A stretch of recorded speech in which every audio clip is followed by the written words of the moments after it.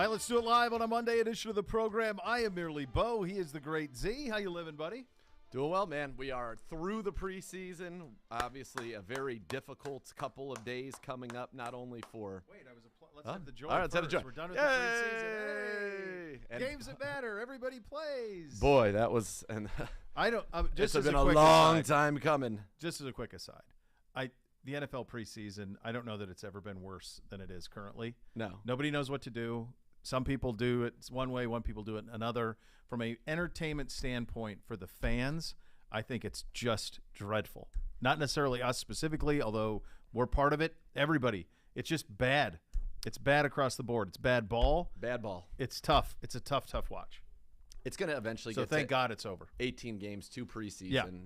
You'll have one that'll be kind of and one that hopefully is a dress rehearsal, and then away you'll go. Can you just go like – can it be – yeah, it'll be 18-2, 18 regular season, 2 preseason, which seems crazy to me. You're going to play 18 regular season games, but that's what they're going to do. And you go to 2 preseason, and maybe they're like, I don't know, controlled game or something where like a coach can go, hey, run that back. Like, I don't think you have to be so committed to game. I think the fan is smart enough now to understand that, oh, you know, like, hey, you gave us this look on 3rd and 3. Can you give it the run that back so we can see what this looks like against it? Like, I don't know. I just think that, this is tough. It's a tough watch. It is a tough watch, but guys are competing, and you're going to get, some stories of guys fighting and clawing their way on the roster. I think much like DeAnthony Bell, who ultimately will end up on the Browns roster, in my opinion. To me, that's exciting. So that's what you have to look forward to in the preseason, but that's not a whole lot. I mean, that's a pretty minor, ultimately. It's also a deep cut. Very deep. That is like a B-side. It's a B-side, song 8. Yeah. For the kids out there when we used to have to flip a tape. That's right. Flip that tape. Yeah, it's a deep cut. So like for the general fan, it's a tough one. The average fan, it's tough. But we're through it now, and that's the beauty of it. We're done. Yeah. We had week 0 in college football. Didn't give you much, but we're on. And now you got week 1 of college football this week, Buckeyes and Irish, and in between now and then. And between now and a week from Sunday, you've got some business, and it's going to come fast and furious for Andrew Berry here in the next 24 hours. It's tomorrow, 4 o'clock. Yeah, and we've already started the Browns roster down to 73. They've placed Chris Odom on injured reserve with that ACL injury. They have waived 5 players: wide receiver Jamarcus Bradley, defensive tackle Glenn Logan, safety Javonte Moffitt, tackle Ben Petrula, and defensive end Curtis Weaver, who had a sack in each of the last 2 preseason games. And they have terminated the contract of veteran wide receiver Javon Mims. So now the Browns are at 73, still 20 to go, down to the 53. Curtis Weaver transformed his body a couple summers ago. He did, and it it never necessarily manifested itself. I think he's had a good camp. They like Curtis Weaver. It wouldn't shock me if he ended up back on the Browns practice squad where he was for most of last season, but he's just in a room with incredible numbers. I mean, it is a very, very deep room. And, you got your big 3, Winovich, Rochelle, Isaiah Thomas. We've just unfortunately on the outside looking in there, but a guy who's very well liked by his peers and in the building. So we'll see if he ends up back on the practice squad. 2 receivers on this list. You mentioned Javon Mims terminated, Jamarcus Bradley waived. Obviously, we'll get into the breakdown of the game a little bit, but that is a position I'm very, very curious about over the next 24 hours.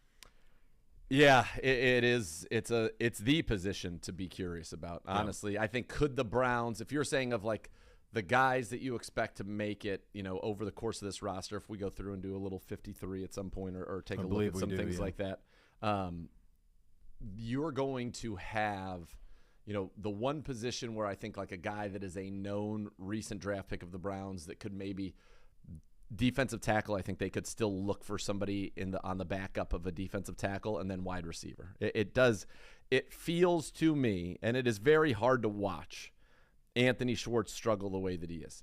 Good news, he's getting open. Bad news, you can just see him fighting the football. He is not in a good place mentally as it comes to catching the football. And it's tough, and the fans were tough, and all the quarterbacks were very kind to him on the sideline during that game. But it was hard to watch. He was booed soundly. It was hard to listen to. It was hard to see. And here's the issue, though. He, in many ways, is the key to unlocking this offense because of his speed. Speed's great. Getting open is great. but you have to get open. You have to catch the ball. That's what David Bell does so well. But David Bell's not going to threaten a defense vertically, and so that's a position that it feels like the Browns are going to have to make a move to get another outside receiver. I think with David Bell inside, Harrison Bryant's ability to play the big slot, I think Demetric Felton inside, they like what they've got inside. You can even put Amari Cooper inside, and he's very dynamic out of the slot, and you will see that. But we need a field stretcher outside, and right now you've got DPJ, who's got a great career, 18.8 yards a catch, but he's somebody that is more of a contested catch vertical threat. He uses his body. And he knows how to get open. And by the way, he was open for a big chunk play in that game on the bomb to Schwartz, which was a dime from Brissett and that he wasn't able to bring in. But yeah, we need somebody with a little bit of juice to loosen things up. And, Schwartz, here's the crazy part, and people don't get to see this because it's here. Mm-hmm. He's had back-to-back great weeks of practice making great catches. And so it clearly is something about the games that becomes somewhat mental for him. He's got kind of the catching yips like a Chuck New Kids on Knobloch or Steve Sachs, throwing to first base, guys who had done Markel Fultz. There's a ton of these. I mean, this happens. It gets in your head, and all of a sudden, it's something that you've done and you've always felt very comfortable with. There's something about going to the game. It happened to Shaquille O'Neal with free throws. He'd always talk about he did 80% of his free throws in practice. He'd go to the games and hit 50. Yep. Like, it just got in your head. And it's clearly in his head right now. Yeah. I just want to ask you this, because I think this is the other part that you have to remember about this. Like, this offense, this receiving group was put together with the idea that Deshaun Watson was going to be the quarterback for the majority of the season. Yes. He's not going to be the quarterback for the majority of the season. In fact, tomorrow is his last day that he can be here. So from that point on, we won't see him for a while. But one big part of it was that he was going to be the one elevating this receiving core, with the exception of Amari. And DPJ's, I think we believe in him. We believe in all these guys, but Amari's stands on his own. No doubt. And so he's 101 in that. He is. And so now Watson is out. So to your conversation about you're going to need, buddy, you don't even have to hit on that many of them, but you have to have somebody out there that you can hit on every once in a while, because what we're going to be doing offensively, I think pretty straightforward, is a lot of what we did the last couple of years, and that's going to be predicated entirely on an ability to run the ball. So every once in a while, you got to be able to take a shot and say, Jacoby, just throw it as far as you can, and just give us a little bit of breathing room here with these safeties. Give them something to think about. If the guy on the other end of that can't haul it in, you're in a tough spot, because there's not anybody else that's going to scare anybody deep. No. I mean, Chief, a great seam runner. Sure. I thought made a great catch on a beautiful ball from Brissett, right over the middle of the seam. And here's the thing, folks. Brissett ends up 13 to 23 in this game. You had 3 drops from Schwartz. 16 to 23 feels a heck of a lot different than 13 of 23. Sure. And the numbers would have been, everything about it would have been a very different ball game for him. And then not to mention the interception on a target to Schwartz, where he runs into the linebacker. That is, you run that is 101. Flat out of the slot, slant from the outside. That is football 101. And I don't know if he went too shallow. You either have to go under that or you have to go over that. I mean, there are no you can't run in-betweens, in. but you cannot run into the guy and then be knocked down to the ground. So when your quarterback is throwing to a spot in a 3-step drop, which is quick game, he's throwing to a spot, and you're not there, you're on the ground, of course it's going to look like he throws it right to the DB. That's right. So that is, and that's another thing. The Browns have an abundance of running backs. They probably have an abundance of interior offensive linemen. Do those positions fetch quality wide receivers? I don't know. And the answer to that is probably no. Not proven quality. No, you're taking flyers. You got to take a flyer. So there's, Darius Slayton with the Giants, Denzel Mims with the Jets. These are 2 guys that are purportedly made available. Both have talent. Slayton, a couple of years ago, actually had a very nice season for the New York Giants. He's got vertical speed. That's kind of his calling card. So he's somebody that makes sense. He's had 2 seasons in 19 and 20 where he had 740 yards, 8 touchdowns, 751-3, average 15 yards a catch.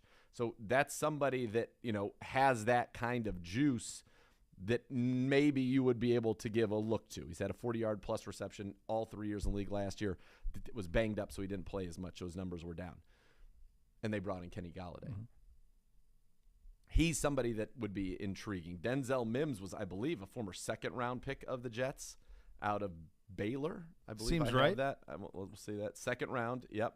Went to Baylor. All right, we had both of those things. He averages 16 yards a catch for his career. Just has not been given many opportunities, and he's a big 6'3", big-bodied, outside guy, prototypical, big, fast. So he's somebody that's interesting that could be helpful.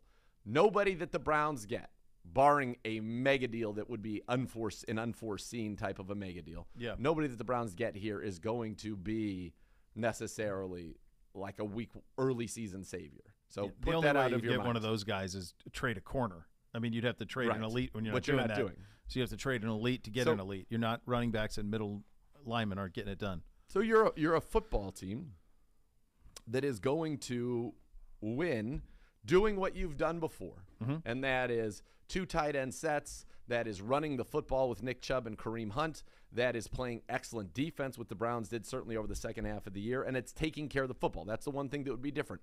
Is Jacoby Brissett going to make some of the throws Baker's made in the past? Probably not. Is he going to also – both that's positive and negative, I would say. He won't make some of the positive throws, but he also won't make some of the negative throws that Baker made. I thought his arm, the ball popped out of his hand much more so than I was expecting in the game. So, look, there is confidence there. He is the starter. There is no conversation about Josh Dobbs being anything other than the backup. So I know that people were trying to take preseason and, really extrapolate that. Real humans were doing that? Of course. Of note? Yes. Well, I don't know about how do you notes, define note? Of note? Many real humans. I mean, look, we also had people giving Cade York a hard time for missing a 58-yard field goal because he made a 70-yarder in warmups. People are the worst. By the way, he boots a 57-yarder right down the pipe that was good from 70 most likely, and I watched him make a 70-yard field goal, so I know he can do that. Oh, my goodness. Unprecedented. Oh, it's the season. Oh, my God. What? Tied. The tie is ready. A little pop. Jeez Louise. Oh my Something God. of great consequences. Something. That's rare. A tie? A tie? On a Monday? Very rare. We're on to the regular season. That's all I can say. On to the regular We're on to the regular season. All right, back to our regularly scheduled programming. Jeez. But senior swag. here's the thing about Cade. His second field goal is actually a 47-yarder. Yeah. It looked like it was a chip shot. Yeah. He made that look like an extra point. This is a completely different animal than we have had anybody ever. Like this. Yeah. I watched him in the pregame warmups. I'm sure you've seen the video. You're not hard of seeing. No, I'm not. They placed the ball at the opposite 40. Yep. Opposite 40. That's right. That way. 70 yards into the dog pound and nailed it. Yeah. So he kicks that. And then Cairo Santos, the kicker of the Bears, who's got a good leg, goes to kick a 56-yarder same way into the dog pound right after Cade's hit from 70. Yep. Like, we're voting on the logo. There's going to be a logo there. He is on the other side of the logo. That's right. Doinks it into the crossbar from 56. Like, just the... It's crazy. Well, I think they're playing with him, too. Like, we're attempting all these crazy field goals. You would not do this in regular season. Maybe you would now. He's an incredible weapon. At the end of the half, when there's no consequence for a miss, you can try probably up to 70 yards. Yeah. I mean, that means you don't even need to be at midfield, and you can at least think about it. Yeah. In the game situation, look, 58, you give them the ball at the 48. That's the dual-edged sword. The guy still hasn't missed from inside of 55 yards. So let's just all calm down. And by the way, he's already connected from, I think, 55 and 57. 57? When's the last time? Who was that kid from Oklahoma we had? Austin Seibert. God bless. We're a long ways from that. Yeah, I think he's on the Leons. Is he on the Leons? Yeah, I've seen him in the background. But remember, like, those, even from like 44, it would be like. Cody Parkey was a struggle to get the ball there. Chase McLaughlin had a good leg on, but it's a whole different animal. It's a different animal. But anyway, big picture is we're gonna, and that's something we haven't had as a weapon in the kicking game. Which, when you're a team like we are, I don't think we're track meeting to 30 every week. Now with Deshaun Watson, of course we are. We're gonna track meet to 30 on the reg. Yep. But that's not who we are. We're gonna be who we've been, which means it's similar game script. We've got to be close. We're great with the lead. We should be a great with the lead football team. Yep. And that's going to be the bottom line. That's how you're going to win. And these first 4 games are all very, very winnable, and you've got to go out there and execute. Knock down the penalties. I know Kevin Stefanski is stressing that ad nauseum here over the next 2 weeks. Too many penalties in the preseason. But again, We didn't have 5 Pro Bowlers playing on offense. We didn't have 3 Pro Bowlers playing on defense. And our 3 best defensive players, and maybe Greg's in there, the conversation for being our 4th best defensive player. Mm-hmm. Didn't have Miles, didn't have Clowney. So it's hard to judge these preseasons. Of course, you would have wanted to come out of those games with maybe a little more like, all right, let's go. But you know what? It also doesn't matter. It doesn't mean anything. We went 4-0 the year. Right. Then we went 0-16. Yeah. It doesn't mean anything. Were you at all surprised as we spent so much time offensively? First of all, like Matt Eberflus putting Justin Fields in a position to succeed, right? Like, let's move him. Let's actually Very put good the game kid in a plan. position to succeed, and they did. 14-16, 156, 3 touchdowns in the first half. Any alarm bells for you on that, or just too many of our guys out? It was pretty easy. Here's the truth. Yeah. He had all day to throw. You did. All day to throw. We had 2 busts in coverage. Mm-hmm. On the corner route, our corner did not maintain his depth in the cover 3, so that 7 should have just come right to him. He should have been right there. We had clearly a bust on the touchdown to Cole Kmet. Yeah. Where there was nobody even in the screen. I was standing up there in the booth, and I'm just like, well, you could just see it. You're like, okay, this is as easy as it gets. And then the other one, Dante Pettis put a heck of a double move on Greedy, who's got to be a little more disciplined. And he's going to see, as a result of that, he's going to see double moves. So he's going to have to be very, as I would say, he's going to have to be ready for those things coming. I'm not concerned about it. We generate, when we have Clowney and Myles Garrett on the field last year, it was 35% pressure rate. That was number 1 in the NFL of any tandem in the league, period. Yeah. They make that's a big difference. Pressure, burst pipes. I will say it was not as encouraging. Isaac Rochelle, I think, had a chance to play himself on the roster. Now, his body of work may have been good enough if we keep, 5 defensive ends that he did, but that's not a great offensive line. Yeah. And we were not able to really consistently get around him. Alex Wright got around him a couple of times, and I thought looked good. Again, we didn't no Denzel, no Greg. Grant goes out early. Yeah. It should have been better, and I guarantee the defensive coaches were like, okay, it should have been better, but no, I'm not concerned about it.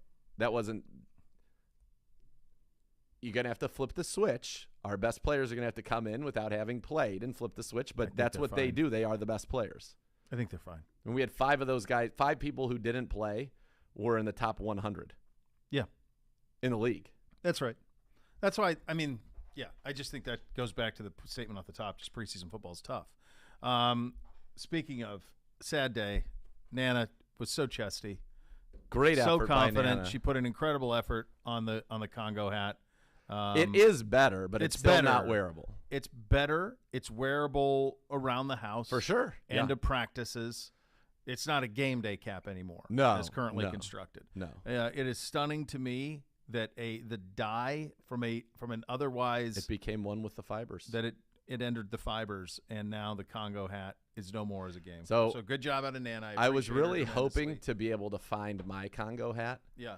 But I think it is like yours. Mine is not stained that way, but it was beyond. It's after a trip around Croatia and everything. It kind of was. I think it's past its prime for mine. Yeah. And it was a very cursory look, but we thought it would be fun if we were able to pull like a switcheroo, and it would have been like the perfect Congo hat. Look at that. Can you believe that? It's like it was never there. Yeah. Nana's a magician. Yeah, but I love the effort though.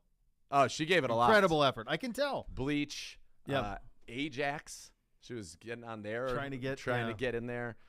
We even tried some old whitening. I tried some whitening strips and whitening toothpaste, and really just brushed it in there. I even did a little You're extra doing today. The work? I tried a little My today. God, incredible effort out of you guys. Nothing. Yeah, no, it's a part of the hat now. Yeah, it's part of it.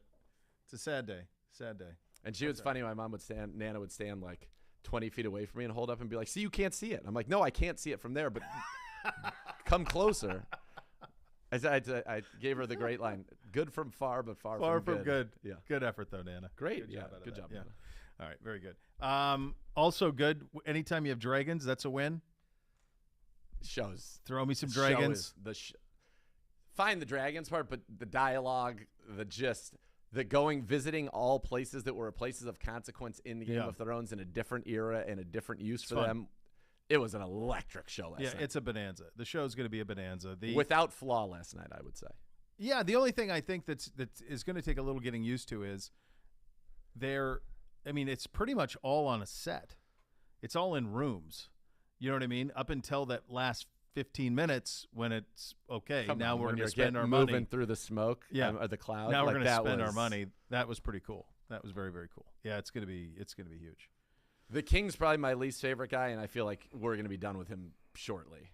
Yeah, it's they really rode him pretty feckless. There's not a whole lot there. Yeah, not a whole lot there.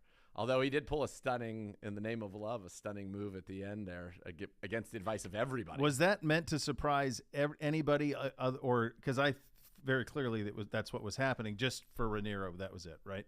It was a surprise was Rhaenyra. not It was to surprise the guy, Corliss. the dad, who was Yeah. pushing it. And remember, both of his advisors and the maester both said that he should do that. The only person who was against it, who obviously, like, I don't trust his hand at all. I think his hand is very much no, about his it's- own business and is a bit of a And by the way, wimp when he was out there on the path with Daemon there. He really showed that he was not formidable in to be any fair, way. the other guy has a pretty wild-looking red dragon.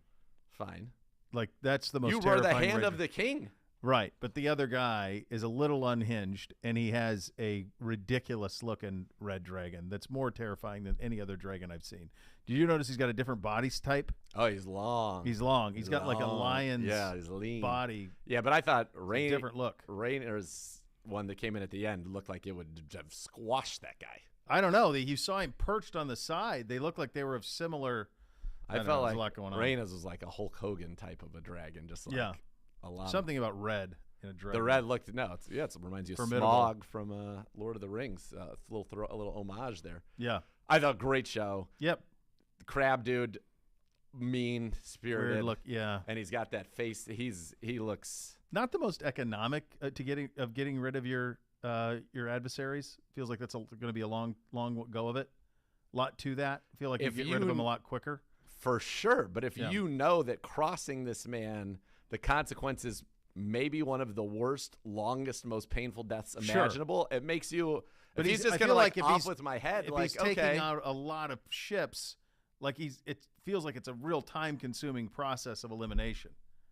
It's going to take a while. for sure, Driftwood it's a brutal and then- process of elimination. There's like 100 good. crabs on that one dude, I know it's not great. and he sounded like not to be having a good time, agony, really, It was not great. despair. It's not great. Not at all. So, I'm in though. Now we've no, got I am too. I'm in. Corliss goes off. If you haven't watched it yet, sorry.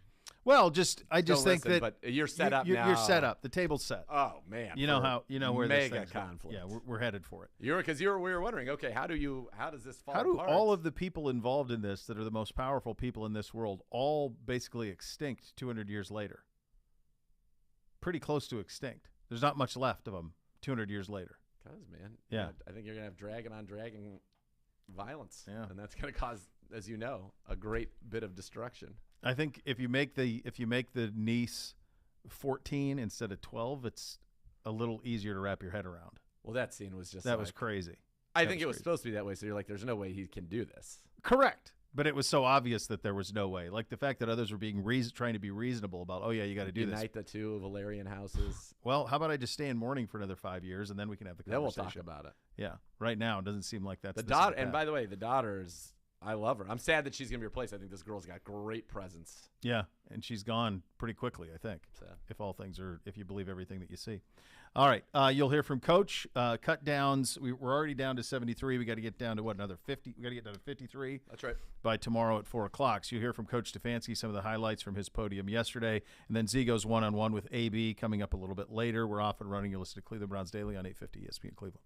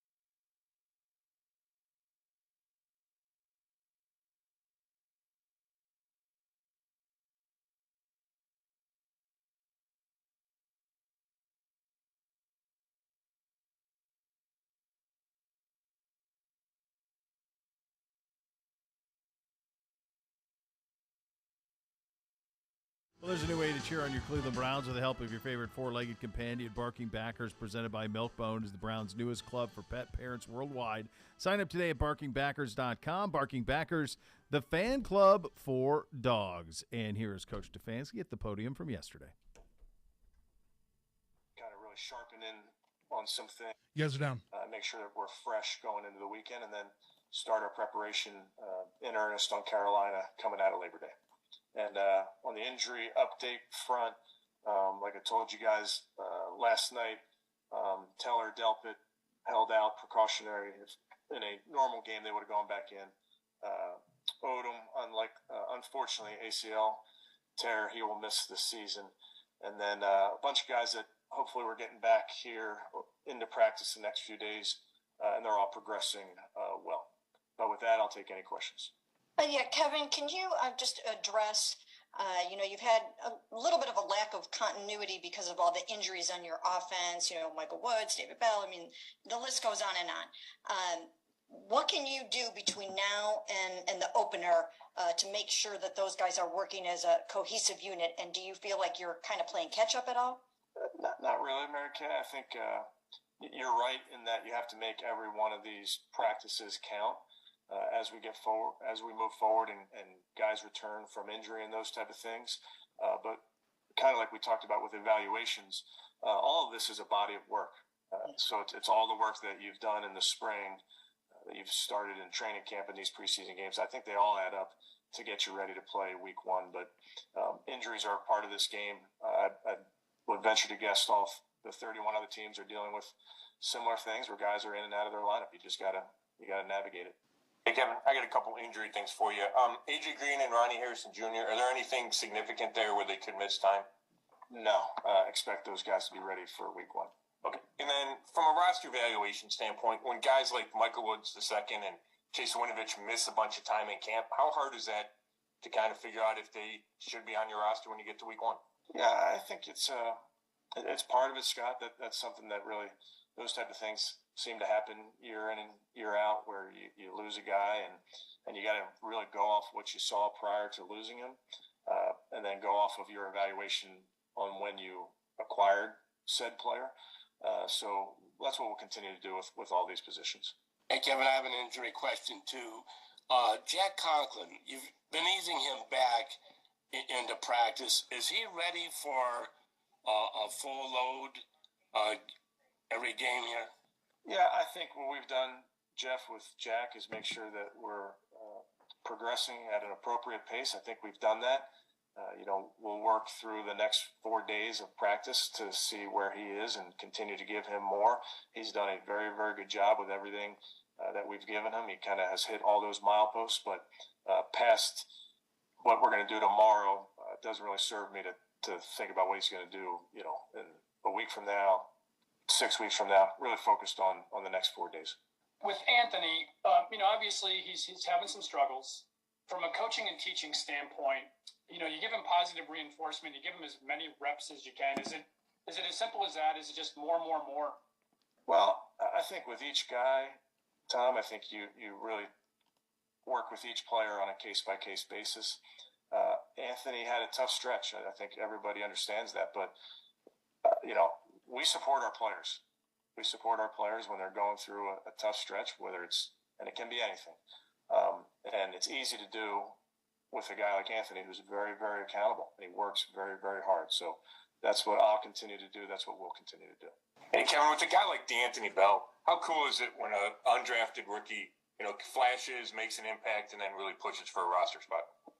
Yeah, it's great, Scott. I don't believe we've had a undrafted player make our roster the last couple of years, which means it's a very competitive roster. And in this case, it's going to be no different this season. So D'Anthony's done a nice job. He's flashed getting the ball out there.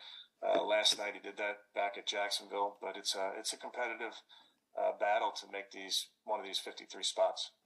Hey, Kevin, just a David Bell question now. Watching him, it just seems like he's always in the right spot on these routes, that he's a very quarterback-friendly kind of receiver. I know so much of the talk about him before the draft was a supposed lack of speed, but he just really seems to have that football speed that translates. I guess, what have you guys seen from him in that regard over these last few months? Yeah, actually, I think David's done a nice job with us back to the spring, and then back in 30. Camp was out for a bit there with the foot injury, but he's done his job, gets open, catches a football. Kind of simple. But he's been a very accountable player for us. He works very hard in the meeting room, knows what to do, and then it's just a matter of reps. And if I'm not mistaken, he missed the first preseason game, got him some reps in that Philly game, got him some more reps last night. So it's all part of the process for a young player. You're up. All right, there you have it, Coach. A little bit of a post game, and then these are tense moments around here, obviously, and we'll hear from you with Andrew in a second. Just from a process standpoint, Z, going into the weekend, how much of a feel for what this roster was going to be? Give me a percentage of how confident it was, how much was locked in going into the weekend. We did it last week, and it felt like a high percentage. Yeah, there were I think we had 45 just humans that were locks, and then in addition to that, you probably had another 4 roster spots that were locked. So I think there were 3 or 4, and that's going to depend on, do you go with 3 tight ends? Do you go with 5 defensive ends? Do you go with 6 linebackers? Do you go with 6 corners? Do you go with 5 safeties? How do those rooms shake out? Do you have 8 offensive linemen, 9 offensive linemen, 10 offensive linemen, 2 quarterbacks, 4 running backs, 5 receivers, 6 receivers? So there's a little bit of, in terms of the roster puzzle, and you'll hear Andrew Berry talk about that in a little bit, that is going to be, that's the hardest part. So you can say right now, I think definitively 45 names that are on this roster out of 53, and then the others you can absolutely know who are in competition for those spots, and then it'll just be about how the roster is put together. You probably can I'd say you probably do 49 names that are 100% on this roster, because Tony Fields, the way that he's been talked about, he's going to make this team. Rich LeCount, I feel like, is going to make this team. So that's 2 more right there. Felton is going to make the team at that 5th receiver spot. So that's 3. So it's really, like I said, 3 or 4 spots that are left. That's it. That's it. Yeah. And it could be, if it's linebackers, it could be Kunashik or Dakota Allen. Defensive ends, it could be, Rochelle. I think Chase Winovich is going to make it. It could be Rochelle or Isaiah Thomas. Offensive line, it could be Yelda Froholt. It could be Blake Hance. It could be Drew Forbes, who got the start with Joel Bitonio out. Wide receiver, Michael Woods could make the team, even though we haven't seen him, because they liked what they saw from him earlier. So that's, DeAnthony, I think, does make the team. Corner, I'll tell you what, I think Sean Jolly has made a very strong case for himself to make the team. He's a true nickel. He had the sack strip fumble. He had the tackle that allowed DeAnthony to come over and get his second forced fumble, which Kunashik recovered. Those 3 guys, I think, are the 3 that have come out of left field that have a chance to make this team. I think he's pushing Herb Miller because of that inside, his ability to play inside, whereas the Browns already have, 5 really good outside corners. So does that differentiate him? I don't know how Pre feels about him on special teams. That'll matter. But that's kind of, that's it. That's kind of where you're at. And they are tough decisions because it's the puzzle. And again, it is still fluid. Making the initial 53 does not mean you're playing against Carolina Panthers. There will be cut downs that come from around the league. There could be trades that are made, and then there are guys who will be brought back that the Browns would like to keep in the program and bring back to the practice squad. And so that's another factor with how this will all go. Yeah, just because it's what it looks like Tuesday at 4:00, not necessarily the following week at Carolina for that regular season debut. The man who's inevitably in charge of making these decisions, Andrew Berry. Z goes one-on-one with him coming up next. You'll listen to Cleveland Browns Daily on 850 ESPN Cleveland.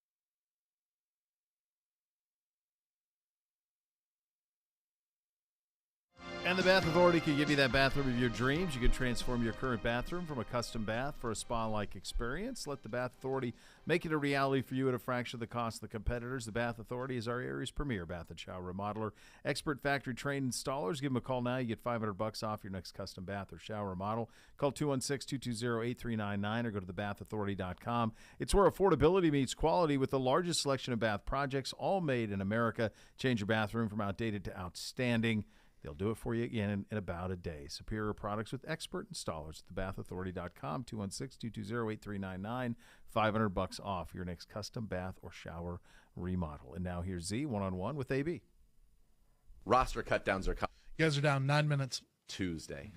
It's not going to be easy, is it? No, it's always my least favorite time of year.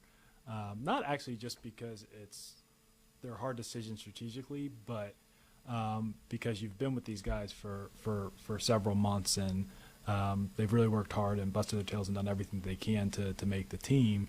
And it's always tough when you're making those decisions, but probably even more importantly when you're communicating those decisions to individuals who may fall a little bit short, because they've done everything that you've asked, and we bring a lot of good guys into the building, so it's always a little bit emotionally draining during that weekend. All right, walk us through the process. I imagine there's a personnel department headed by you. You've got your guys have your opinions. There's the coaching staff who works with these guys on a daily basis. They have their opinions. How do you guys kind of get together and come up with the final collaborative solution? Yeah, so it really is something that we work through over the course of 5 or 6 weeks. It's not necessarily something where we operate in a vacuum and just kind of make a decision at the end. Really, we try and take every player's total body of work into consideration. So not just, the last preseason game or the preseason games only. We have, a ton of practices throughout the months, joint practices with the Eagles, and we really try and look at every player's work holistically. Throughout the last 5 or 6 weeks, we've had several both player development and roster meetings as we go. Where those list of target individuals kind of get narrower and narrower as we get more familiar with the guys that we have on the 90-man, or I guess at this point the 80-man. And so really, actually, just as soon as today, we'll have kind of like our final roster meeting going into the last preseason game, and really at this point it's really only maybe 1 or 2 decisions that you're really keeping a close eye on. So it's a longer process than just the 53-man cut date. Would you say the majority of the time you and the coaches see their rooms the same way? Is it different often? How does that look? No, I think it's probably it depends on when you ask the question. So there's certainly more variation earlier in the month. And then as you get later, as you get just kind of more information on each player, there's typically a lot more consistency. But that being said, there's usually the differences in perspective are at really kind of the margins of the roster, and then really like we think of putting the roster together as almost like a puzzle piece. So every guy we bring in may have has some type of redeeming quality or has something that they do well. So when you're building in the back ends of these different position groups, it's not oftentimes of like, okay, hey, is this player good enough or not good enough to be on the 53? But it may be like, okay, what does this player do well in maybe a narrower sense than your starters or your higher end players? And then the question becomes, based on what they do well, how do they complement the rest of the group, or how do they complement the broader roster or the kicking game? So it's really picking a skill set out to round out your team, as opposed to deciding, hey, is this player good enough and is this player not? Is there a coach that you think, hey, you have a future in scouting if you want it? I think we have very strong evaluators really across the roster. I'll identify 2 individuals, but it's not, I don't mean it to be exclusive, but I think Bill Callahan, he's an excellent evaluator, and then the other person I'd identify is Drew Petzing. I think he's an excellent evaluator as well. Sure. All right, there you go. Nice endorsements for those 2. Okay, you're talking about the construction, and we know there's 53, but then there's also this practice squad, and so somebody that you may say goodbye to, you also may keep in the program. How do you kind of evaluate will they be able to get through to get back to us? How much does that matter, and who maybe makes the 53 versus who gets cut that maybe the rest of the league doesn't know about them as much as we know about them? I would say there's probably less strategy around that than people think. Okay. And that's not to say that it doesn't come into consideration. Maybe a player that we have visibility into every day, every week, that may not have played a lot of snaps, in the preseason, maybe a player that we like, and then we feel like we can start him on the practice squad. But typically, like, those are only maybe, one or two decisions. We really try and put the guys on the team that we think deserve to be there with the total body of work. There's not as much, gamesmanship for us in that regard.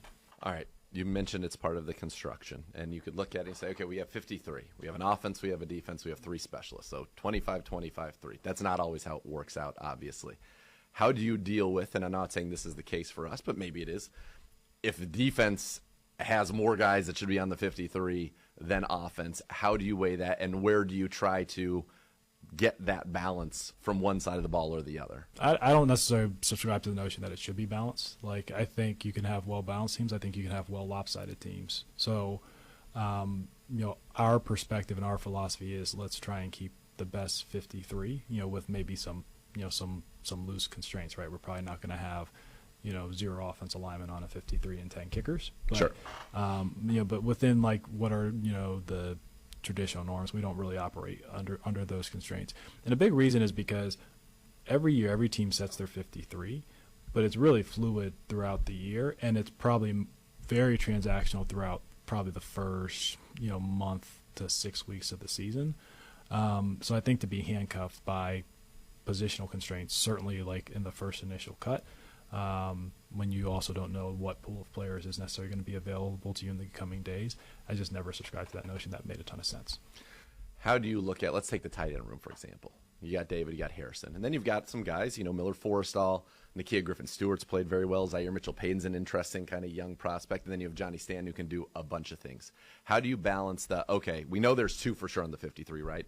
Sometimes we like to go 3 tight ends, sometimes we do 4, versus the 53 versus, okay, maybe we can get a couple of these guys on our practice squad. So we still have 4 tight ends in the program, but we only have 2 that count on the 53 or something like that. Yeah, so that definitely does come into consideration, Nate. But really it kind of goes to the puzzle piece nature of Is that fun for you, that puzzle piece? Yeah, I think it is. Like, it is. I mean, it's always, it's challenging, but that's where the collaboration between your scouting staff and your coaching staff, and look, every year is unique in terms of how you play the team, based on, the strengths of the players that you have, and we'll just construct the roster accordingly. All right, sticking on that offensive side, and I'll kind of go through the roster real quickly. It feels like almost too much talent at running back in a good way. Offensive line, same. Defensive line, same. I think there's 6, 7 edge guys you could legitimately make the case to keep. Linebacker, same. Corner, same. Safety, same. Receiver, though. How are you with that room? What do you think about that room? What do you think about the possibility of adding to that room, or the likelihood of adding to that room? Yeah, feel good about that room. Obviously it starts with with Amari. It's been great. We've liked Donovan's progression, and then we have a number of younger players that are going to have the chance to assume larger roles this season. I think receivers, when we talk about, it's probably like the 4th or 5th time I've mentioned puzzle piece. Like, I think to some degree that's like the ultimate puzzle piece position, because you can have a room constructed with individuals that have specific strengths, that allow them to perform certain roles within the passing offense over the course of the year. But at the same time, we do have a number of young players that need to step up. To your question about adding to the room, we'll take the same approach there that we do in any other room on the roster, where if we have the opportunity to increase the base level of talent, at the appropriate cost, we'll do it. How many calls are made during this time in terms of, hey, you're pretty deep at this position, we're pretty deep at this position, can we help each other out? Hey, are you going to cut this guy? Because if so, send him to us, things like that. This is the most active time of the year in terms of, volume of Back in 30. Say that it's the most active time in terms of execution of trade deals, but this is a very, very busy week on that front. I go back to Wyatt Teller being acquired, I think, while I was doing pregame for the final preseason game a few years ago. Now he's a 2-time All-Pro and a Pro Bowler and all of that. That's more the exception than the rule, isn't it? Yeah, that's correct. Usually you're making trades for players that are a little bit more at the margin of your rosters, but that's not to say that there isn't a big trade or two that happens every year. You're up. All right, good stuff with Z from the pregame show with AB. Great reiteration. That's what I do. Big Reiterate B. things. Yeah. So here you get this thing down to 53. You'll do that tomorrow, and then away you go. And this stuff will start to leak out. My guess is over the you're going to get little bits and pieces here and there. That's right. So you have that to look forward to. It's a tough time. Joe's talked about it with us, and he's going to join us here at the top of the hour as well. About even mentions it towards the. I remember this was a couple weeks ago when he was with us, where he mentioned at the end of his career he wouldn't really get too emotionally invested in the whole wouldn't get roster. close to people, just like you can't name the cows. Can't do it. Yeah, well, no, I warned him about that. Yeah, didn't go well. No. He's had I'll tell you what. No one's lived a better August than him. He's had a great August. He's had a great August. Tree blinds. He's building. He's doing fishing with the kids. He's living his best life. The Hoff will join us coming up next. You listen to Cleveland Browns Daily on 850 ESPN Cleveland.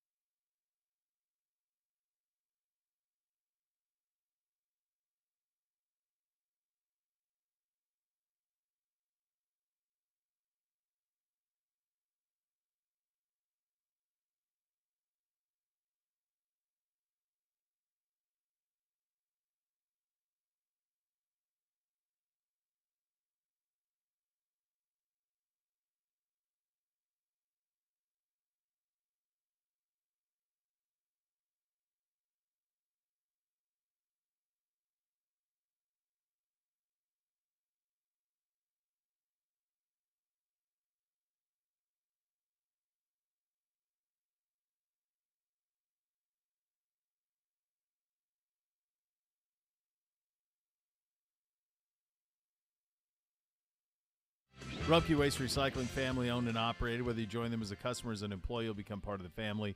Visit rumpke.com to learn more. Had 9 a.m. flag football with Bootsy as we wait on Joe. Bootsy's struggling with his aggressiveness. The Hoff will join momentarily. Too aggressive? No, not aggressive enough. Like a little bit kind of tentative. So first series of the game, he's playing corner. No one outside your face mask. You got to turn him in, brother. You can't let anybody get to the sidelines. No, you got to set the edge, bro. Went right around him all the way down to like the 5 or something like that. He looked at me. I said, "That's on you. That's on you." He's like his bottom lip started to quiver. Jeez. He was like this, a little bit. And he goes, but to his credit, the next play, he got a TFL. He went in and pulled the flag, and I like gave him a shove. I'm like, "Let's go." Then he was excited a little bit. Let's go. Starting to get him a little bit of juice. Yeah, you got to be. Come on. It's on you, brother. You don't want to break Bootsy down. I got to get these kids, these 6, 7-year-olds, like they're I don't feel like they're enjoying it enough. Like when they score a touchdown, like go celebrate with your buddies. Right. Like go have fun. Like that's the whole point of all this. I tell them that. Like, how do you get them to do that without taunting? I don't want taunters, but I do want them to have fun playing the game. So we got to get a little juice. I'm like, don't you guys watch football? Do you watch these shows? No, not really. Have a little fun. I do like that Bootsy's in like an old school like leather helmet. Oh, that's those hats they have him wear. Those black ones with padded ones. Like that's great. Isn't that a good look on him? Rocking the 7. And then Beamsy. I mean, what a sharp uni. Oh, that's NBC. Oh, that's NBC. That's NBC. Yeah. Oh, NBC. Yeah. That is a sharp uni. Yeah, that's good. They got good. He had a lot of swag on. He had like the Odell socks. Does he have like emojis on his like shoes? Yeah. His Adidas. Yeah, he's got some emojis on those. NBC. Yeah, he's got a lot of swag. He's doing the best he can with 46. Bit of a cruel blow on the number. Yeah, and then what color is Beamsy? Beamsy hit a bomb this weekend, dude. In his game, he threw a bomb. He's in white over a nice white. Let's see, is this it?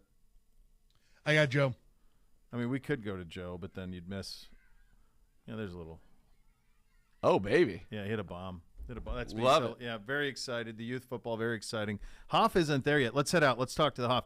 Hoff, none of yours are old enough for football yet, right? So my son Jack has just started flag football, but it hasn't even been organized like scoring and things like that. It's just drills and they kind of scrimmage. But I want to say next year when he turns 7, so first grade, they can start playing organized flag football. Okay, so do you have like? Is Jack going to play in games? Like, will he have games, formal games this fall? I hope so. Next year, I think next year for sure. Plan as of right now. Okay, yeah, right. But not this year. No. All right. No. Well, when you coach that, because you will, because you're gonna, I know how it's gonna go. Of course. I've got a wristband playbook set up for you. That it's the easiest way to teach the game. You give every kid a different color wristband, and you just say, just follow your color.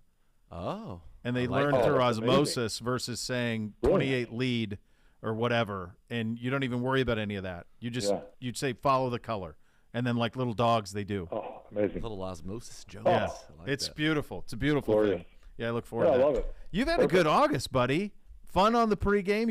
You're doing your fishing. Last time we talked to you, actually, Z was texting you. You were on a Zoom in like a pre-production. You're building tree blinds. So I feel like you've got a lot done here this month, sir. It's been a very productive and fun August. 3 trips to Cleveland, plenty of trips to the tree stand, lots of dates in the boat, fishing and tubing with the kids, and right outside of the state capitol. So we definitely got a lot of stuff in before they started school here last Wednesday. And the good news is we're coming back out to Cleveland for the home opener, and then I'll be out for the Thursday game. And so we got a lot of more fun things here before September ends. Pure joy, baby. It's pure joy. Yes. Pure yes. joy.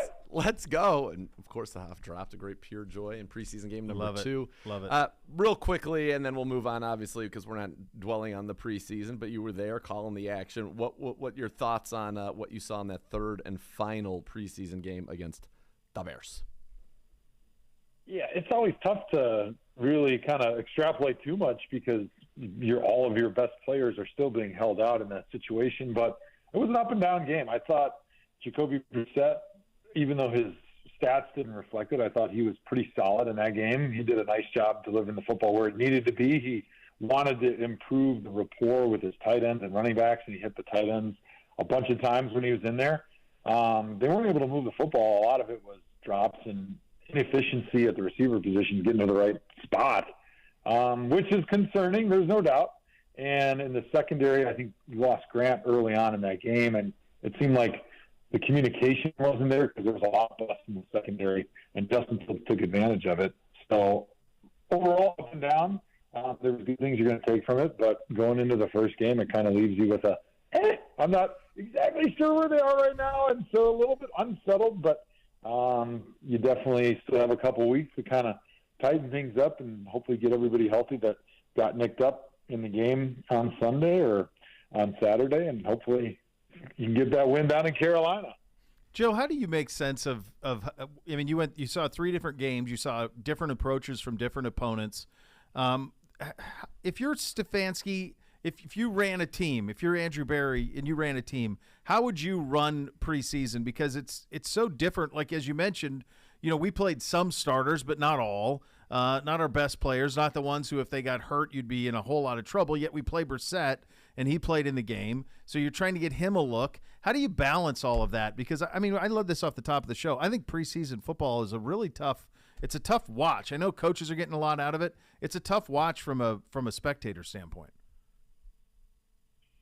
Yeah, it's a really tough balancing act because there's nothing worse than your star players potentially getting injured in a meaningless game. And so there's like the human element of just thinking about that. And if it would happen, how much more serious it would be just from your own mental standpoint of, why did I put him out there, right? Like, you're going to be beating yourself up about it, and the fans will be beating you up. So I think that certainly plays into it. But obviously there's something that can be done as far as getting things accomplished in those preseason games. So for me personally, when I was healthier as a younger player, I liked getting some of those reps because I felt like when you're playing in front of fans in a stadium and you're playing with the normal rhythm of timeouts and the normal flow of the game, I think there's an adrenaline that you get and like a fatigue that happens that it's nice to get some of that out of your system during the preseason.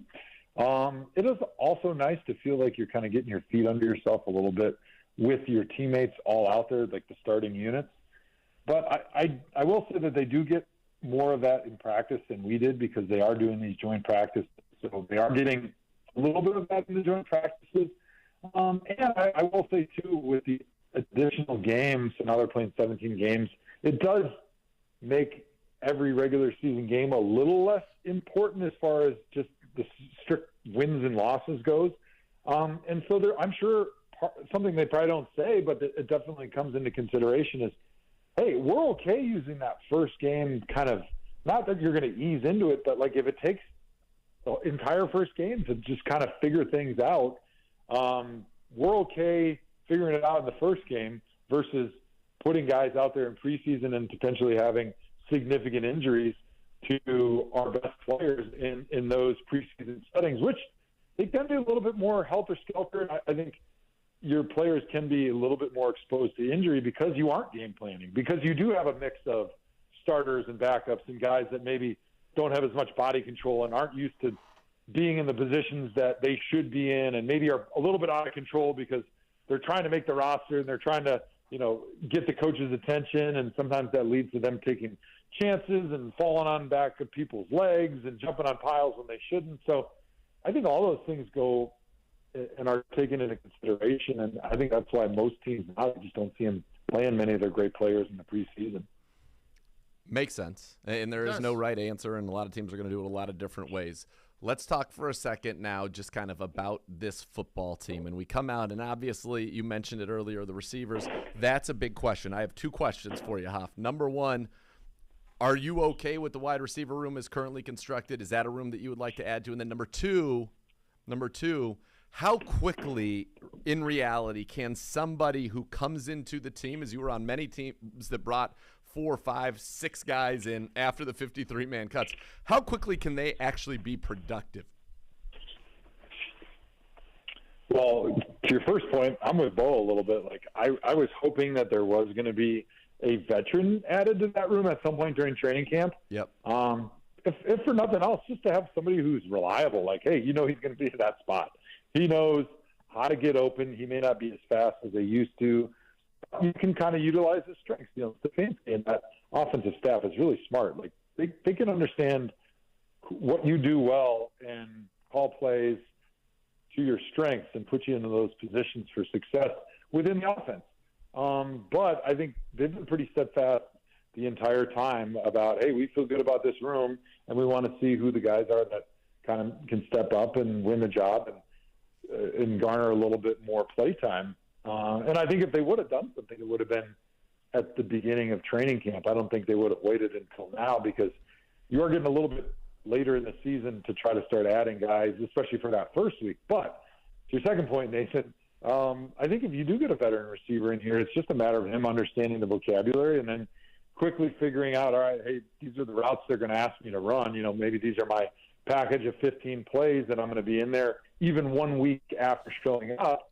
And as long as he's able to have that communication with the quarterback and have that trust about, hey, if this is what you see on, let's say, a back shoulder ball, this is where I want it. Hey, if I'm running a dagger or a dig across the middle, like, this is how I like the football. Like, those are things that I think, especially when you bring in an experienced receiver, you can get on the same page really quickly within just a week. I mean, I don't think you'd be able to run your entire offense, and you probably wouldn't want him out there for every snap, but you can give him 15 or 20 routes, which would be a huge help, especially if you've got some of those young guys struggling.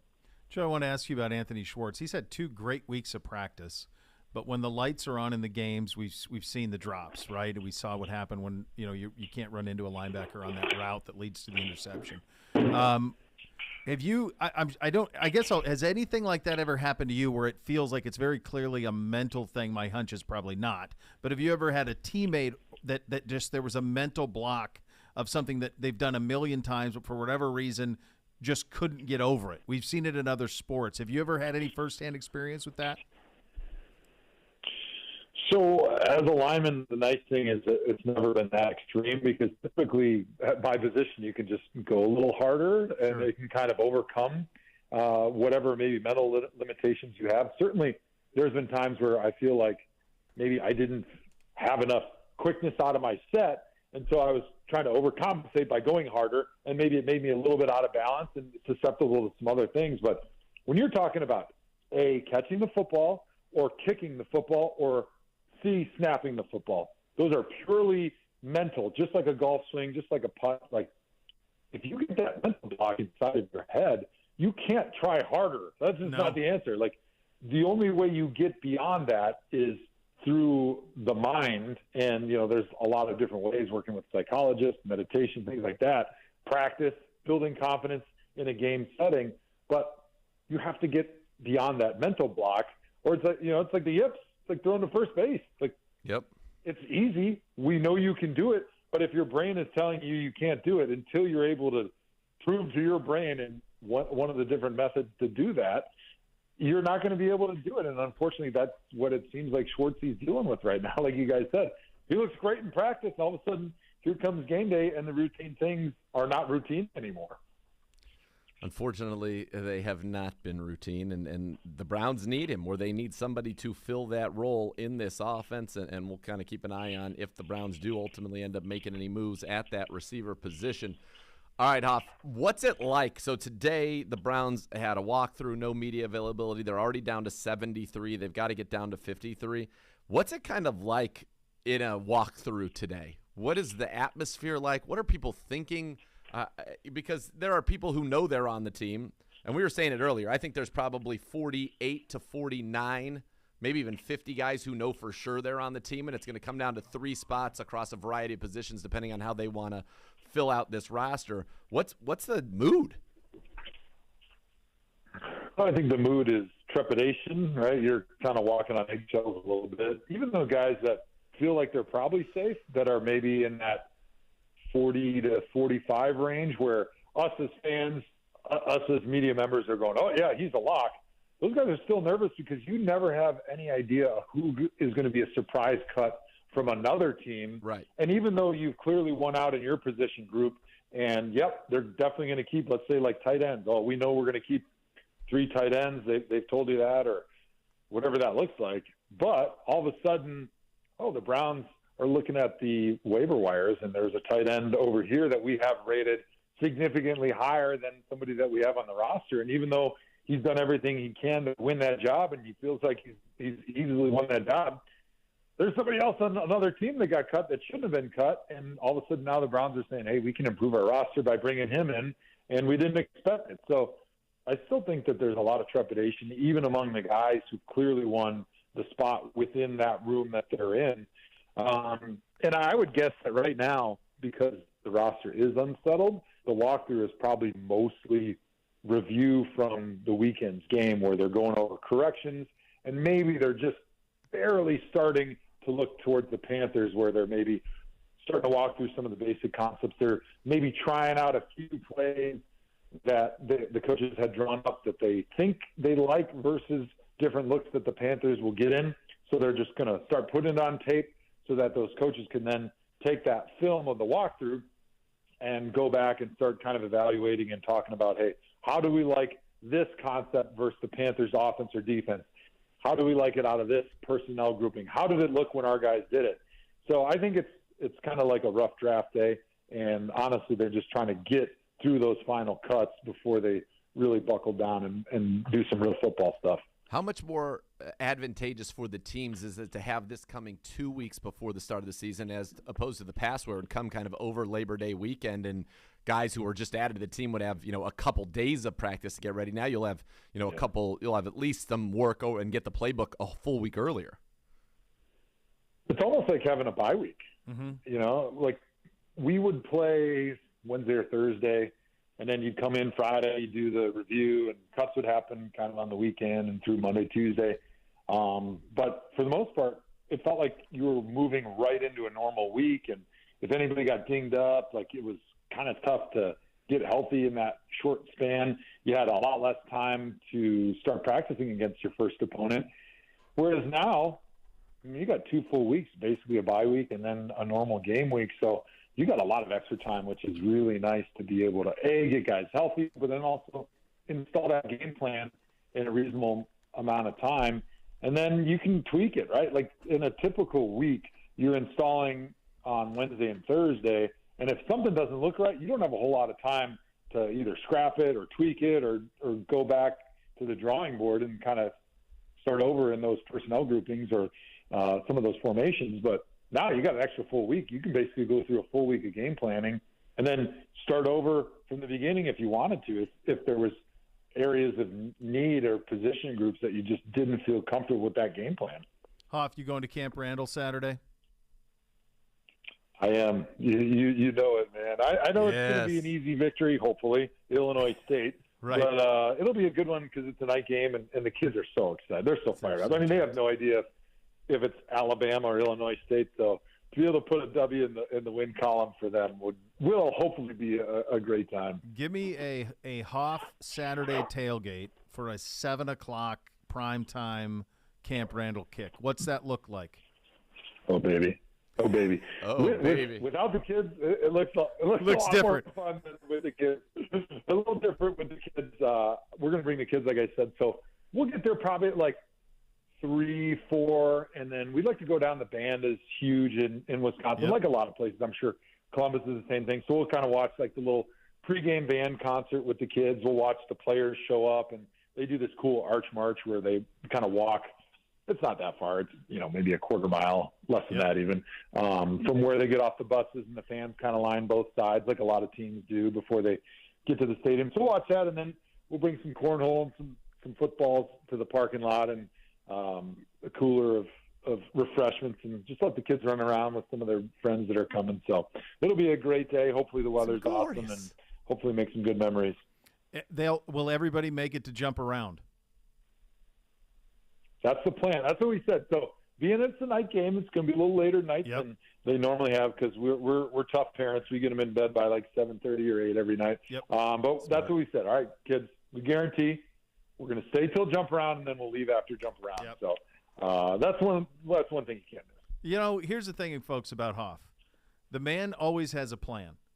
There is a plan. Of course. The execution is He's there. got the piece. This is the perfect plan. This is exactly how you do it. You got the kids in prime time, 7 o'clock, jump around, Illinois State. You're guaranteed to win. Kids are going to have the time of their lives. Good job out of you, Hoff. Thanks for your time, brother. I appreciate it. Thanks for having me on. I know one thing about me, and my wife knows the same thing. If there's no plan, I'm a real jackass. If there's a plan, I'm dialed in. I'm ready to go, baby. Yeah. I'm having a great time. Before you get out of here, we got to give a little shout out to the good folks at Town Hall who treated the Hoff like the king that he is on Saturday night. Totally appropriate, and it was fun to be out there and see the people flock to the Hoff. But the shout out Town Hall, great time, took care of us. We ran into Miles and Winovich out there as well. Yeah, there you go. Yeah, it was a great time. It was great to be able to break some bread with the crew, Chris Rose, Aditi, our producers, the great Z. Everybody was there. We got a nice little booth in the corner. We had an awesome time. And it was great. One thing I learned that made my evening was when Z goes out in Cleveland, no pay. When the Miz goes out in Cleveland, full pay. So far at Town Hall, I've had they've taken good care of me at Town Hall. Obviously with the Hoff taken care of, and the Hoff's like, yeah, they take care of me all the time. Of course he's the Hoff. Of course, yeah. And then the only time I've ever seen somebody have pay was the Miz. And we went there Monday after Raw. Like he was supplying, and maybe it's because of Monday nights, he was supplying pretty much all the revenue of that evening because he had about like 30 people in there. But what's the deal? Hey, listen, that was amazing. What a story. It is. Hoff loved that too. They get a little, he had to get a little shot victory. to a little victory pose as he likes to do. Yeah, it was great. I like that. Yeah. All right, Hoff. We'll talk soon. Thanks, buddy. Cool. Thanks, guys. Hoff. All right, we'll go around the NFL coming up next. You'll listen to Cleveland Browns Daily on 850 ESPN Cleveland.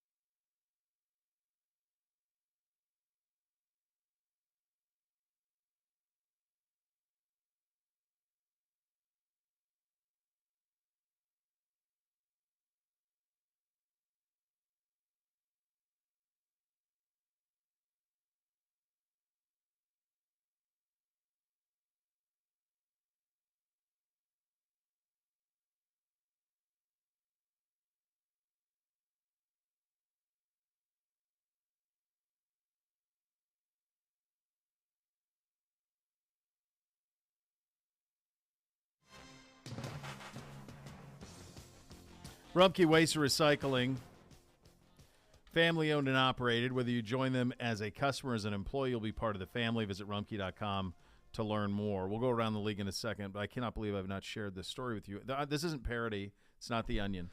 Okay? This is from a newspaper called The State out of Columbia, South Carolina. Okay. Okay? You are aware that, or maybe you're not, that the University of South Carolina has a live rooster mascot. Indeed.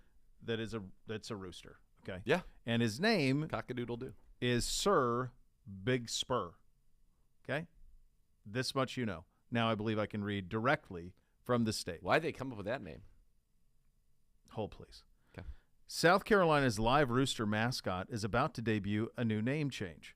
A new alias for the mascot, formerly known as Sir Big Spur, will be announced sometime between now and the Gamecocks kick off the season September 3rd against Georgia State. The university confirmed to The State. We got to rename the guy. Why the name change? It boils down to a disagreement between the bird's original owners, Mary Snelling and Ron Albertini, and the new owners, Beth and Van Clark, over whether or not the animal's comb on its head should be trimmed. According to the report out of the Charleston newspaper, the original owners trimmed the rooster's comb, a red, fleshy area on its head, to make the bird look more like a fighting gamecock. The Clarks have opted to keep the comb intact, citing the health benefits to the bird. An agreement with the original owners allowing the use of the Sir Big Spur name has expired, and USC is guiding the process to select a new name. The Clarks have now changed the Twitter profile to Mascot. The new name won't be Big Spur, which was the name of use for USC's costume mascot in the pre-1980s and before the creation of Cocky. The university's legal team advised against using the old name Big Spur, but was suggested by many fans because of the close relationship to Sir Big Spur. What about not Big Spur? So, I'm just going to show you what this is. Not Big Spur. That would have been funny to do. So this was the choice as done by the student newspaper at South Carolina. I don't think I'm going to say that on the air. You're not. Please don't. Please don't. You're not. So I don't think we're going to say that.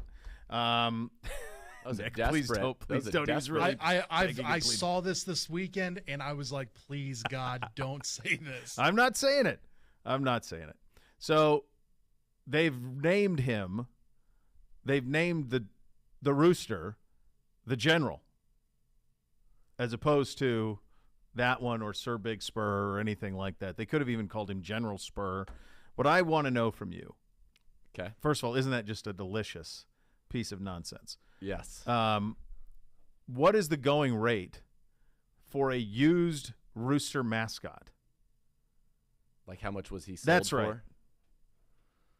I mean, it's got to be absurd, and so I'm gonna give a number that I don't have an absurd. answer. I really am looking for. I'm really just trying to guess, because I think it could be anywhere between like $50 or $500,000. I think it's an enormous. 25 grand came to my mind. It's an enormous. Which feels an outrageous. Purchase. Roosters are the worst. They suck as much as anything. They're ill-tempered. They're terrible. Don't they wake you up too? Yes. Like a bunch of They jerks? attack you. They're total jerks. They're the worst. Like the notion, I just find it the whole thing's insane. But the idea of like how do you settle on a price for the bird? I don't know. Like if I swapped him out, would anybody notice? Nope. Not one. Can't person. imagine. Why Big Spur though? I still don't get it. Is that like what they call? That's what they have the spurs they have on their when they come at you. Okay. They have the spurs there. Okay. You remember when Kenny Powers was in Mexico? Yeah. Remember how that went? He had a fighter. Yeah, and then little Jerry Seinfeld, and Seinfeld was in the mix too. Little Jerry Seinfeld was great. It was a great one. Isn't that great? God, the SEC is ludicrous. By the way, I watched speaking of Seinfeld, watched a comedian, comedians in cars getting coffee. Aren't those great to paratroop in on? It's that's usually like the final thing. Like once it's perfect. It's 20 minutes. At Sometimes most, they're longer. At yeah. most could 10. be like 12 minutes. Yeah.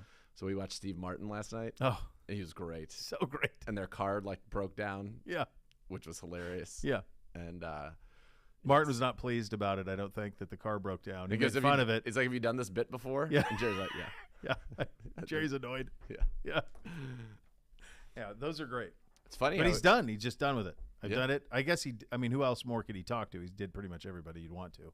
Like in most people you really wanted him to do, he did like 3 times or twice. True. Yeah. I would have liked one more with LD. Yeah. Because the first LD one was only like 12 minutes. Yeah. and I felt like I would have liked to have seen a 30-minute LD. Sure. His Super Dave ones were great, too. The Super Daves were the best. The Cosmo Kramer one is unbelievable. Her and Kramer go to Jay Moore's house. Unreal. He says it's Sugar Ray Leonard's. I just watched that one, and I just watched Elaine. Elaine was good, too. Yeah. Yeah, the Super Daves are really remarkable because Super Dave's really into it. Yeah. Well, now I can't go to this top story. We're having all this fun, so we won't do that. So let's just go through some of the other things that are out there. Mike Tomlin having an interesting time with his quarterback. They're going to go Trubisky, clearly. Feels that way. And then they'll go to Pickett at some point if it doesn't work with Trubisky. Yeah. Their opening schedule is brutal. Yeah. Absolutely brutal. We went over this the Bengals. other day. Here you go. Here's your Steelers. So they've got Bengals at Cincinnati, Patriots, us, Jets, at Bills, Bucks, Dolphins, at Eagles. That's pretty brutal through the end of October. Yeah. Is what they go. I would say based on right now, the only thing for sure is they'll be favored against the Jets. And then maybe Patriots, depending on what the Patriots look like week 1. Everything else, they'll be a dog up until the start of November. And that's also coincides with their bye week. So you could see them after Philly, because then they go Saints, Bengals at home. At that point, you could go to Pickett, and you got the bye week. If you want to do it, you could do it that way. That's where it seems to make the most sense. Yeah, they have a tough start. We have an easy start we must capitalize on, or a favorable start. Nothing's easy in the NFL. Favorable start that the Browns have to capitalize on. You've got to be in a good spot after those first 4 games, 4-0, 3-1. Absolutely. Absolutely do. Other things in Pittsburgh, Deontay Johnson, T.J. Watt both exited the preseason finale with injuries. No Goff for the Lions in that game. They kept most of their guys out. Yeah, they kept people out. And then the crazy story out of Washington is wild. And he had kind of ascended to be their starting running back. It's Brian Robinson, the kid out of Alabama, big bruising back. Yeah. He just gets carjacked and shot. And he's unfortunately in stable condition, which is great. Just drive. I mean, just that's a crazy story. Shot multiple times at armed robbery attempt. So that's out there as well. Sam Darnold, significant ankle injury. So he's going to miss 4 to 6. So that's Matt Corral and Sam Darnold both down. Baker stand for Carolina this season. That's the way that's going to go. I don't even know will probably be P.J. Walker. Yeah, probably. Yeah. So it went from like kind of crowded. Maybe they'd play a couple of quarterbacks this year. There was something, I can't remember if it was a poll question or something. Might be something that I did in the morning was, how many games will Baker start? This was like once the trade happened, like how many games would Baker start this year? And the number was like, I don't know, 10 or 12 or whatever it was. And I thought, I didn't think he would probably start all of them because I thought they'd go to Corral at some point. Not now. Nope. No, he'll get the full run of it, and good for him down there. The Broncos are releasing 9-year veteran Sam Martin, the punter. So there you have that. It is just because of, everything is not hindsight's 20/20. In this case, there were things that have happened that have changed it, but you wonder what his value to the Panthers would have been today had the Browns not trade. You needed to trade him. You had to do it. So nobody's second guessing it. I don't want anybody to think that that's what I'm saying at all. You had to get, and it was a wonderful thing that you were able to do it when you were, and good for him too, because it gave him a chance to come in there and earn that starting job. Now you have to play him, and hopefully the Browns take care of business. But you wonder what it would be now, or would they have gone for Garoppolo now? I mean, if they had lost Darnold and Corral, they're in a pretty the 49ers played that game. They're playing it until tomorrow. They have till tomorrow to release or trade Jimmy G. Otherwise, the contract becomes guaranteed. So, did you read that story about like Lance talking about Garoppolo's the way that it's going? Like Peter King had it in Football Morning in America. He was talking about how Garoppolo like practices on his own field all the way away from everybody else. When they're in meetings, he's working out, and then vice versa. So he's never in the same place. He's not around it at all. They're trying to find a way to deal him. We're at the 11th hour now. Right. And Seattle is going clearly tank because they're going with Geno Smith. First time he started, he's the one who broke up Eli Manning's start streak. I do. So he's getting the start out there. So if you want to build your C.J. Stroud game jerseys for the Seahawks, then that would probably work. Feels pretty good. Feels like that's a lock to be able to do that. But Garoppolo's hanging on out there. He's probably going to have to be released, which I think he prefers. But I don't know where the suitor there is on that. There was a lot of smoke earlier about Pittsburgh, but you wonder if they still feel the same way. I don't know where he goes. How about the press conference from Tom Brady over the weekend? I only saw I'm clips 45 of it. years old. I have things going on in my life. There's a lot of blank going on, man. Same, brother. Same. Yeah. I never felt more like Tom Brady. I thought that was wild, though. It was a wild reason why he had to do that. Well, he's in it, and I just connect dots on this, right? He's in it. His sweat, everything he does is on purpose. You see what the hoodie wore? No, I didn't. It said "Forever" on it.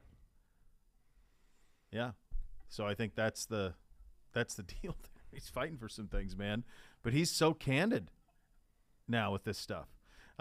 This another story as well. Matt Ariza, who's the punter out of San Diego State, who had the allegations of in the civil allegations of gang rape of a minor. He was released over the weekend by the Bills as well. So that's where you stand in terms of that from a cut line standpoint around the league. All right, coming up next, we'll do our best to predict our 53-man roster. When I say we do our best, you're talking to the Z. Get your pencils out or your Shoppies. You listen to Cleveland Browns Daily on 850 ESPN Cleveland.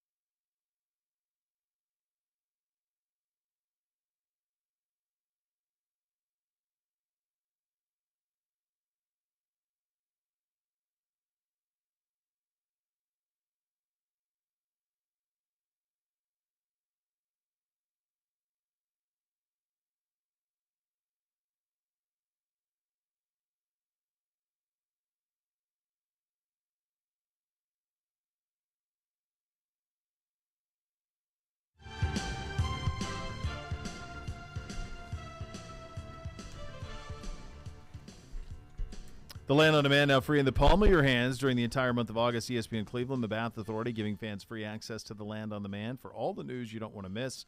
See us live in the brand new studios. Replay all your favorite shows commercial free and on demand. Get all access to Tony Grossi's Browns analysis and more. Visit thelandondemand.com or download the app today. The Land on Demand, remodeled by the Bath Authority.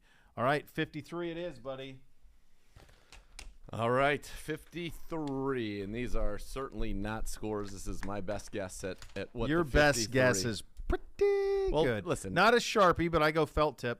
Paper made felt tip. I went felt on your 53. All right, so here's what I'm looking at. And again, there are probably this could move around a little ways, but like we said, probably 49 to 50 even of these 53 are I think pretty set in stone. So here's what I've got. This is the Zagura 53. I like it. 2 quarterbacks. Yep. Brissett, Dobbs. 4 running backs. And this is based on the information we have now. Like if there are trades or whatever, you can't do anything about it. Nick Chubb, Kareem Hunt, Dearness Johnson, 30. Jerome Ford, 34. 6 wide receivers. Yep. Mari Cooper, Donovan Peoples-Jones, Anthony Schwartz, David Bell, Demetric Felton, and Mike Woods. Mike Woods. I think you have to. So that's a spot that you could circle as either moving somewhere else. That to me, that's one of the spots that's up. All right, here's what I'm going to do. So Woods would be the only one that would be question. Yep. Everything else. 3 tight ends, David Njoku. Okay, this is alarm bells here now. Harrison Bryant. Yep. And then either Forrestall or Johnny Stanton. I'll go with Forrestall for now.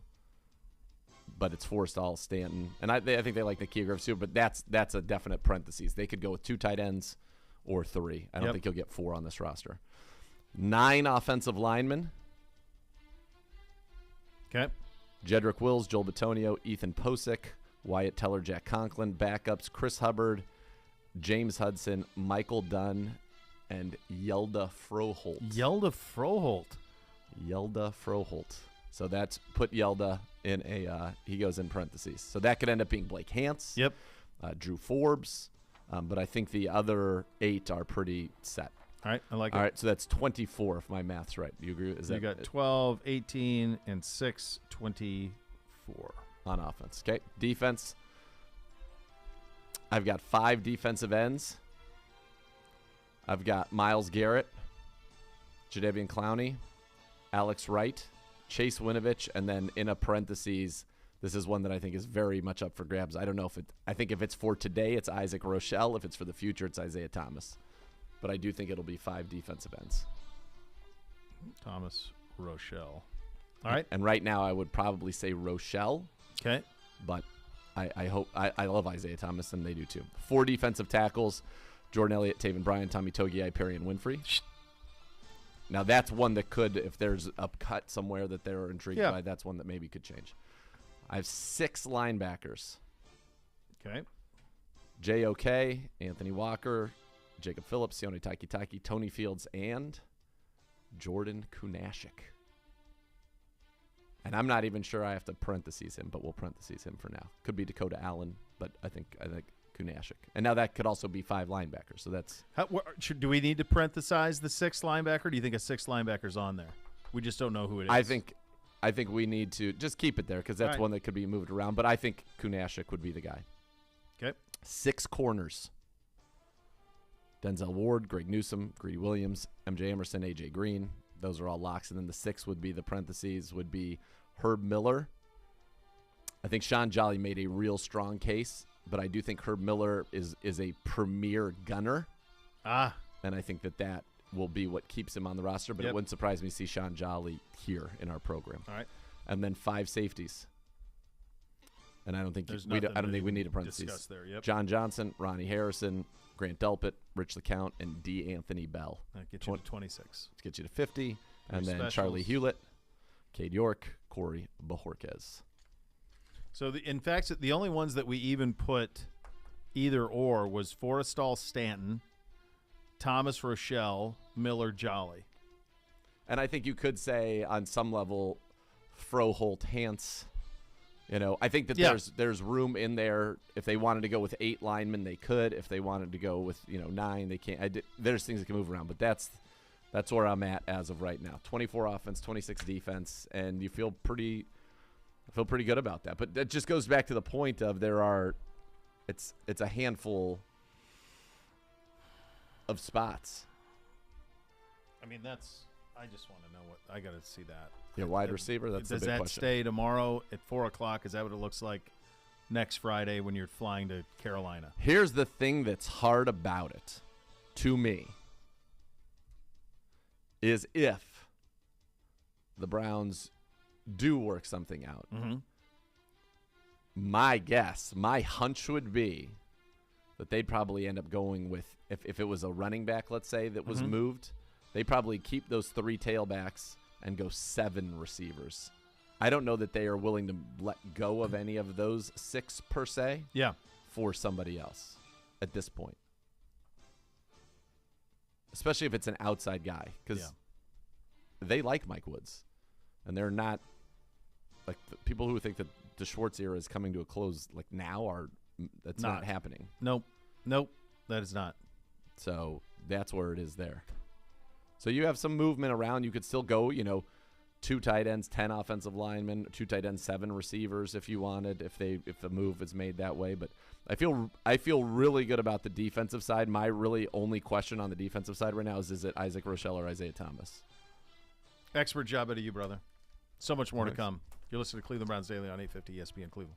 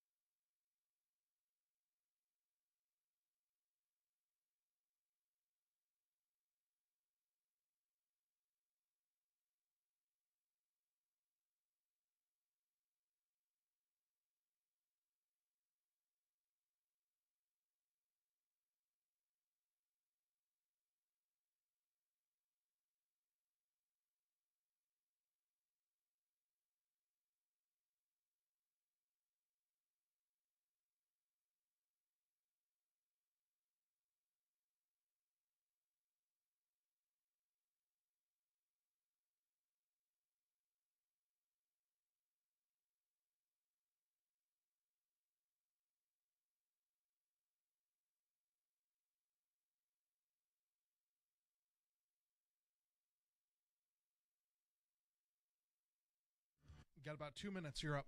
Well, there's a new way to cheer on your Cleveland Browns with the help of your favorite four-legged companion. Barking Backers, presented by Milk-Bone, is the Browns' newest club for pet parents worldwide. Sign up today at barkingbackers.com. Barking Backers, the fan club for dogs. Were you surprised Brady was number one? In terms of? NFL. Number one player in the NFL. NFL. On the top 100? Yeah. Surprising, right? He wasn't even the best quarterback in the league last year. No. But he's Brady, and maybe he was. Maybe he was actually number 2, and Donald was 1, and they're like, we can't have that. We can't have that be number 1, so they flipped it at the last second. So when Brady, it's possible, dude, it's all possible. The B-roll's exactly the same. They'd run the exact same. They'd run the exact same piece. All you do is just graphically change it. Right. It'd be very easy to change. So maybe that. One thing I wanted people to think about real quickly. So this is last year when people are thinking about, and this is a good roster. So could there be some waiver claims? Could the Browns make some moves? I'd say defensive tackle, wide receiver. Those would be the tight end. Those would be the positions to look at. But a year ago, in the entire league, there were 27 total waiver claims awarded to 19 teams after the initial cut down to 53 across the league. The Giants had the most claims last year with 3. So this is not. It's not how it works. It's not the big thing that people, I think, maybe make it out to be. I think that's sometimes the way that it used to be, and people forget, let's claim all the Steelers receivers. Yeah. You remember that? That's just not the way it's done anymore. All right, good job out of you. 53 was a thing of inspiration, my friend. Thank you. We are back tomorrow for more fun. The next level is coming up next. Cleveland Browns Daily, 850 ESPN Cleveland.